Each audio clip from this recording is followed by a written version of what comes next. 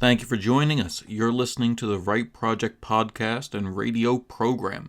This is a show about writing and modern Newfoundland author culture. This program is produced and recorded at CHMR FM 93.5 FM in St. John's, Newfoundland and Labrador, and is aired on other great stations in the province and elsewhere in the country. It can also be heard online at www.chmr.ca.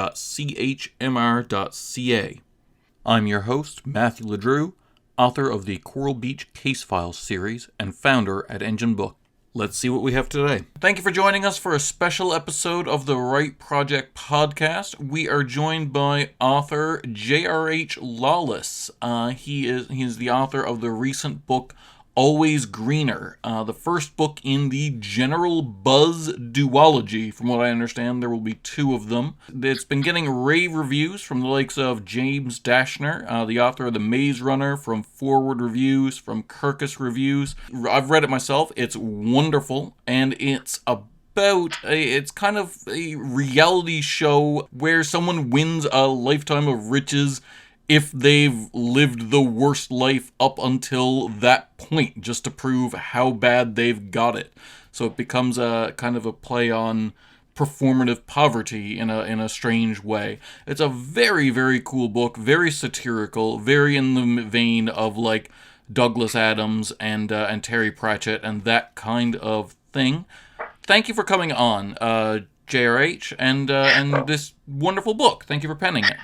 Well, thank you, and God, I could just listen to you carry on for a while there, but we should get on to the questions, I guess. Yes, sorry about that. It goes on for forever, the introduction, it seems like. No, it's brilliant. Please, the more the merrier. Okay. Well, pretend I haven't read it just because most of the people might not have, although they might have, because I'm on Amazon.com right now. And you're in the top 100 of a couple categories on the .com side, which is the harder one to get. Like, Canada's easy. We're doing pretty well. I mean, I was lucky enough on the Canada just after release. We hit number one in dark humor and basically it's their hard sci-fi category, high-tech sci-fi, whatever they call it. Yeah. Which tells you already about the book. You know, it's the humor and the science fiction and really mingled together, and it's dark humor. It's not, you know, it's kind of like Black Mirror in a way, in terms of future world work. But yeah, so that was on Amazon CA, and then we're doing great as well on Amazon.com right now. I mean, I'm not going to lie, that's in a large part because we just started a sale with quite a big promotional kit going on there. Started just yesterday, so yeah, we're at 23,000 currently on all the U.S. Kindle store. Top 15 in, you know, again, the same categories, well, dark humor and science fiction humor. And I have hopes that we might go even higher than that, but we'll see. It's just starting. I've been, doing the old F5 dance, reflecting that regularly, as I'm sure you're well aware yourself. And those numbers are always great. I prefer, like, if you can hold even, like, just staying in the top 50 for a long amount of time, like continued sales, that always reflects better. Like, we've got an author, John Dobbin. He's usually right there in the top 50 of his category, so he's got, like, consistent sales. Then you've got something like the From the Rock books, which have these enormous booms because they're popular and people read them, but then they die out after a few months, you know? Yeah, that's true. That's very true. Yeah. So tell me about Always Greener and the series. Cause I thought it was a standalone novel. It's only now that I'm kind of reading the blurb that I'm like, oh, the general buzz. Interesting. Yep. All right. So tell me about this. So it's when you're saying duology, you're right in a way because there's the two books there which are sold. So as it stands, it's a duology, which is Always Greener and The Rude Eye of Rebellion, which is the sequel, which is already scheduled, sold to Uproar Books as well, my publisher. A big shout out to them. They're brilliant. They're from Nashville, Tennessee. And small press as well, and so they have already scheduled the release of the sequel, Rude Eye, for this fall. So all of that is locked in. It's done and dusted, and so So that's for that. But then there's also the series itself is potentially much longer. I mean, I've got the third book in the works for it. As long as people are interested in Neil Argyle, my main character, and his misadventures, trying to be a relatively optimistic and have a humanist outlook in a very dehumanizing society, and trying to do what he can to make it better. Then yeah, as long as people are interested in that, then I'll keep writing them and publishing them. Excellent. Sounds lovely. I mean, to me that makes perfect sense. To keep it going as long as you can, and when it's more. You said small press, like in the same way Engine's small press, but when it's traditional like that, it can be harder to predict long term. Like not a lot of trad publishers will say like we are committing to this 13-book series, but indies do that all the time. That's it, and in fact, it was with Uproar. It was very much part of the deal up front. They wanted a series, and a series as big as possible up front.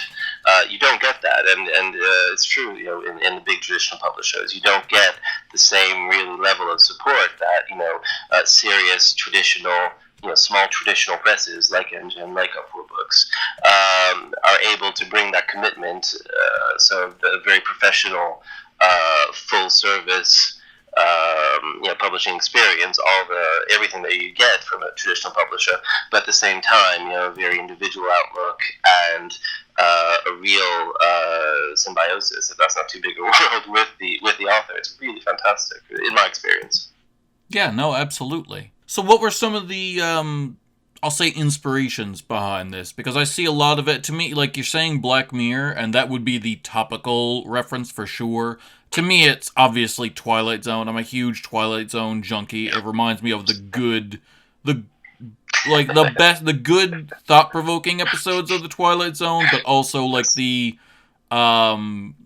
good non-exploitative science fiction episodes of like The Outer Limits, stuff like that. For sure.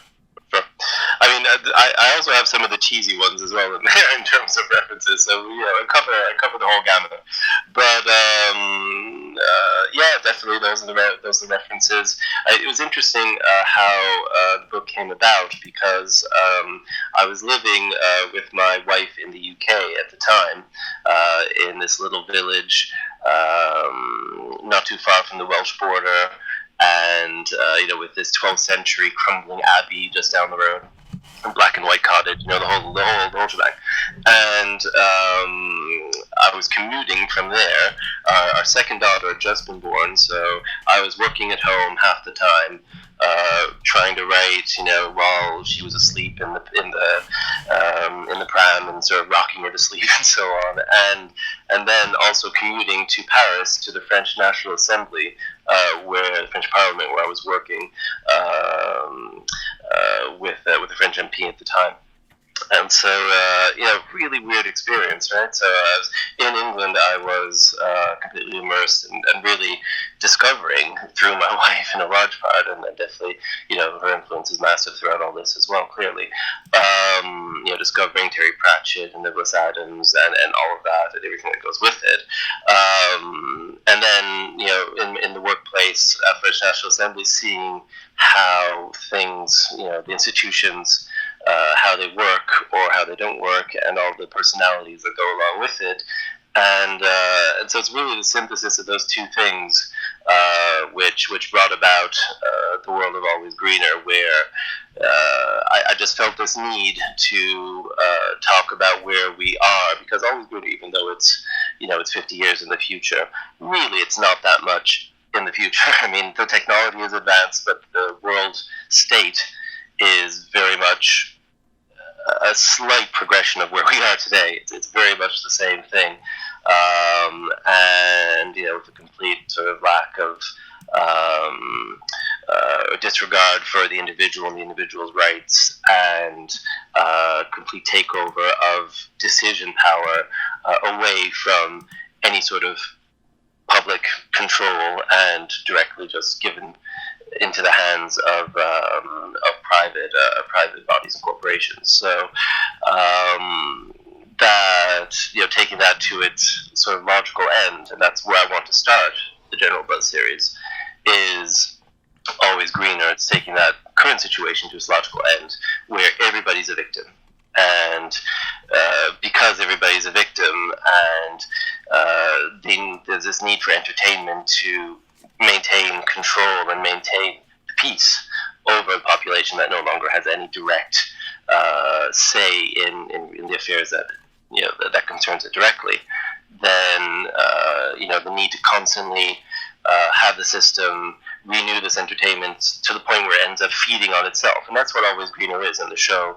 The Grass is Greener, which is the main feature of the book, is current society, corporate society, reaching that end point where it ends up feeding on itself and reveling in its own dysfunction, if that makes sense. Which is interesting, because I got that, and the cover is interesting because I know that most authors working with a trad publisher don't have a lot of say over the cover, but the cover's simple but interesting. For those listening on the radio that can't see it, it is a disembodied eyeball with a cord coming out the back of it that feeds into the back of basically an off-brand iPad or like a screen or whatever. E-screen. Yeah, e-screen, that the eyeball is reflected on, so it forms this, but like the cord is very interesting to me, because like without the cord it would just be a mirror, but it's it's a very clearly a screen or television screen or whatever you want to call it.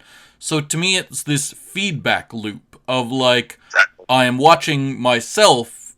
And so it's very Lacanian. I don't know if you do any lit theory or anything like that, but this mirror stage where the mirror becomes, your reflection becomes what you think of yourself, and it feeds back until it's just distorted. Yep, that's exactly it. They did such a great job on the cover. And again, that's that small traditional press experience, is that I had plenty of input. And the whole thing was done. It was completely their idea, their artist who did it, but with constant input and feedback from me as well. Talking about that feedback loop again, throughout that process, it was really a real pleasure. And we're in the same process now for the sequel coming out this fall, so it's really a big pleasure. And the other little thing about the cover, everything says absolutely correct. At the same time, that those two eyes, the one outside and the one on the screen, plus that cord, they kind of form a smiley face. They do a little bit. Yeah. I know. Almost like then the screen or the box, the black edge around the screen almost becomes like one of those like sci-fi visors like you'd see in Blade Runner, where there's a little screen over one eye. Yep, it's brilliant. I mean, it's funny that the actual technology in the book is far past iPads. It's completely augmented reality, the starts of full virtual reality, which I then examined further on, because I have actual other books as well built in the same universe, and my short stories in a large part built in the same universe at different points, along the timeline. But already at that point, we're far beyond iPads in terms of technology. But for the cover, it worked really well, so that's fine. You said your short fiction. That's an interesting segue into, and now I have to ask, but you've been in two of our best-selling From the Rock anthologies. I shouldn't say our, because this isn't an Engine Books podcast. This is just a podcast I do, but... it's brilliant. It's such a pleasure as well to work with Engine on those the Rock series, which are just brilliant anyway. They are lots of fun. So you were in Flights from the Rock earlier this year, and Pulp Sci-Fi from the Rock, which just released, like it just came out. But talk to me about those two. Are those in the same universe? Because if so, I'm marketing that. Like, the Pulp one absolutely is in the same universe, 100%. I had no idea. Oh yeah, it's exactly the same universe, much further down the timeline. We're talking about far future. In fact, it's probably one of the furthest in the future of that timeline that I've written. There's that one, and my first story with Third Flatiron Press that I, in their anthologies that I put through, which was,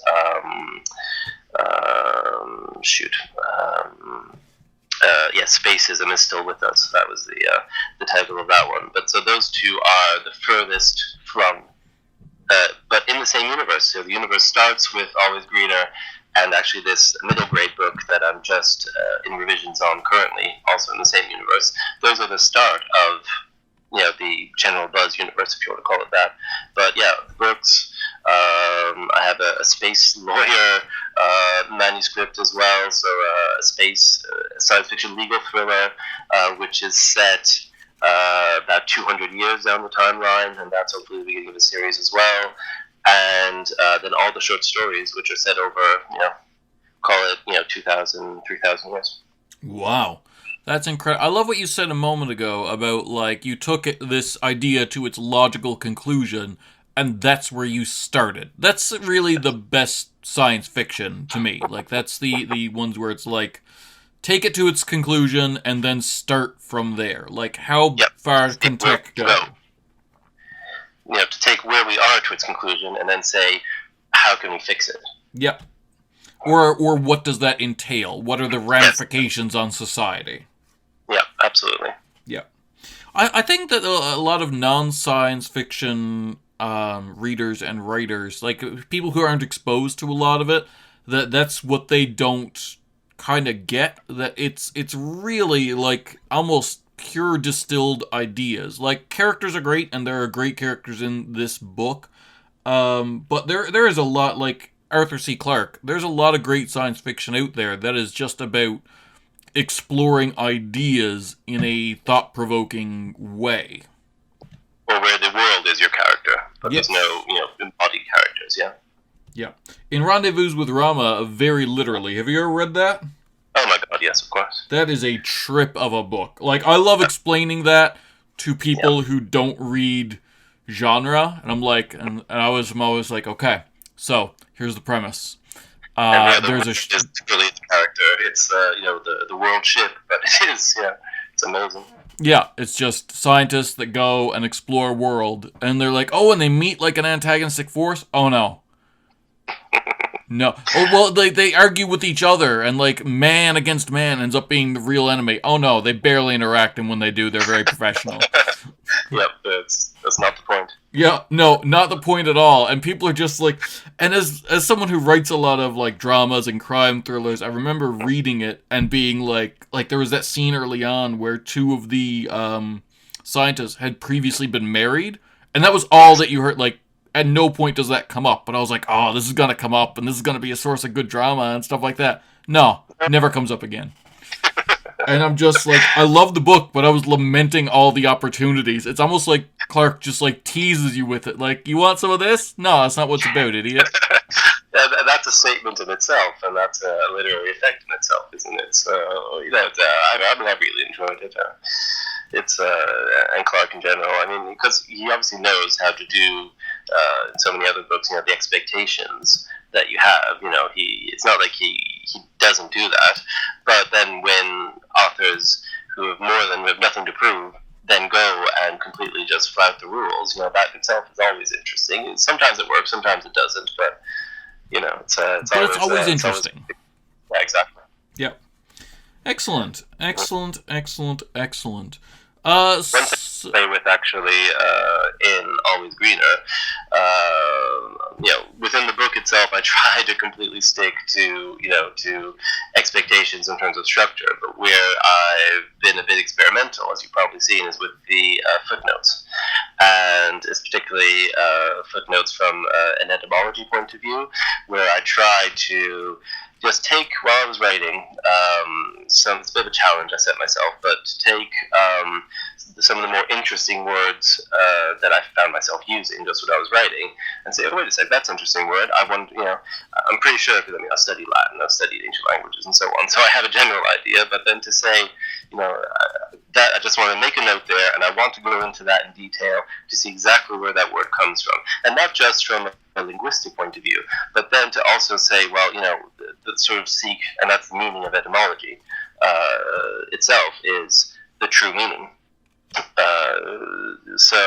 Is to go get the true meaning of the word, to see how it's evolved, how sometimes it's completely flipped on its head, and our current use is actually the opposite of what the word actually means, or sometimes it'll have innuendo, it'll have all sorts of things that are just funny. Yeah. And so to try and highlight that is the challenge I set myself with the footnotes. I ended up with, 100 times more than I could possibly fit in the book without it just becoming footnotes. So I ended up having to pare that down massively. But I think the ones that I kept, are pretty choice and are worth a chuckle every now and again. So I'm quite happy with how that turned out. Yeah, the footnotes are very Pratchettian, if that's a word, like Terry Pratchett-like. Yes. Yeah, no, I enjoyed that immensely. I've struggled. I've long wanted to write a book with footnotes. I have this idea where the entire story is in the footnotes, where, like, the main story, air quotes, is just a 200-word Wikipedia article, but there are so many footnotes, and the entire story happens in the footnotes. There's one book, actually, that reminds me of Paul Auster, who wrote, I think it was Oracle Night is the name of the book. Very literary. It's not science fiction. It's not really genre. But really good stuff. And there was one book at Oracle Night where pretty much the whole real story ends up happening in the footnotes, and sometimes you'll be reading there'll be a few more footnotes to start with, and then all of a sudden the footnote will actually take over the whole 2-3 pages of the book.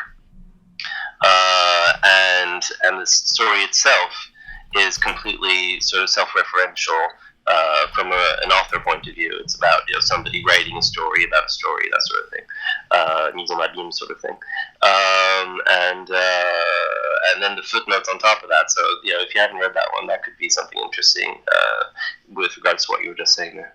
Yeah. Speaking of like books where the story is in the footnotes, have you ever read S or Ship of Theseus by J.J. Abrams of all people? That novel?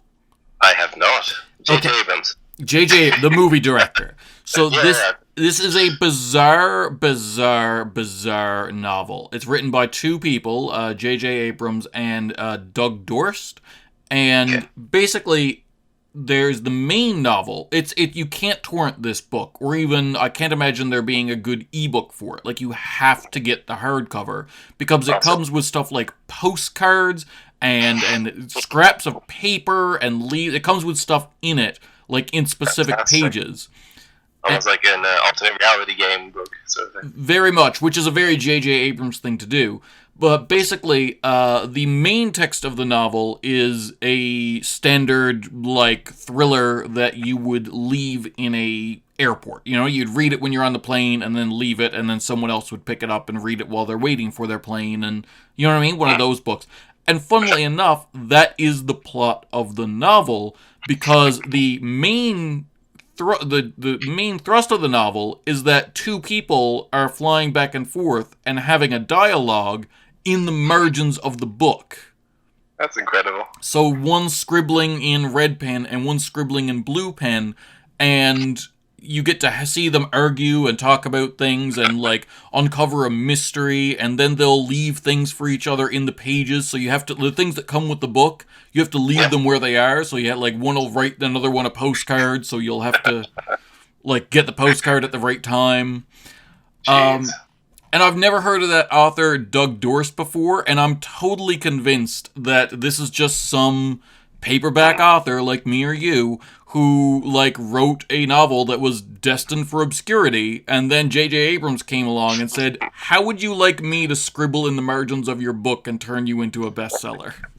Well, I mean, I'm going to have to pick that up. That sounds incredible. It's a weird experience, but yeah, like, it takes that whole, like, in the margins or in the footnotes thing to a whole new level. Yeah. And playing with the form is just brilliant when it's done well. It adds such an extra level to everything. You can have a great story, and then if you're also playing with the format, it's just brilliant. It is kind of the dream to play with the format like that. It's hard to do, but if you can do it and have it not be obtrusive to the story, then that's wonderful. And that's what I was worried about with my footnotes and the etymology. But I always try to keep it, lighthearted, short, as funny as possible. And so, hopefully, some people like it anyway. Some people don't in reviews. But you're never gonna please everybody, are you? I thought it was lovely, and you don't they're not necessary to the story by and large. Like there are a few that I probably missed where I was like, oh, okay, I'll get to the end of this paragraph and then I'll go back and read the footnote because I didn't want to interrupt my flow. And I'm sure there's one or two times where I just didn't read the footnote, but that'll be lovely for me on a repeat reading if there is one. You know, like I'll find something new. Yeah, I mean the whole sort of the main idea or theme of the book is also right at the beginning there as an etymology, as it's a footnote, but it's pulled out, and it's actually almost like a preface of 2 lines. Fun fact: the words entertainment and religion share the exact same meaning, that which binds together. And that's true. That was part of one of these that I studied, and that sort of hit me so much that I decided to pull it out as I was looking into it. So entertainment is enter, in between, mutual. Tain, as in like tenir in French or tener in Spanish, to hold. So entertainment is that which holds, holding together. And religion is the same thing. Reciprocal. Lig is in like a ligament, literally a tie as well. So religion is also that which binds or ties together. So it's just, entertainment, which is the whole gist of the book, as a social function to maintain the order and maintain the power structure, is very much also where we are. Do you ever find it weird that it's way more commonplace for us as a society to pick apart other languages for meaning than our own? Yes, and that's also why I wanted to go into the etymology to I don't think people do that much in the English language. There's the famous one that I don't even know if it's true, but that old canard that in Mandarin, the same word for tragedy is the word for opportunity. Like, it's the same word. So that kind of reminds me of that, the religion and entertainment one. But, like, the fact that we do this, like, the mysticism of the other thing, where we look for meaning in other languages, when there's meaning right there in the words we speak every day. Well, and that's probably one of the biggest advantages of studying other languages, is that it gets you that reflex, and where you see it in other languages, then you start seeing it in your own language. Making those connections that you wouldn't necessarily have made otherwise. It's a real plus. Awesome.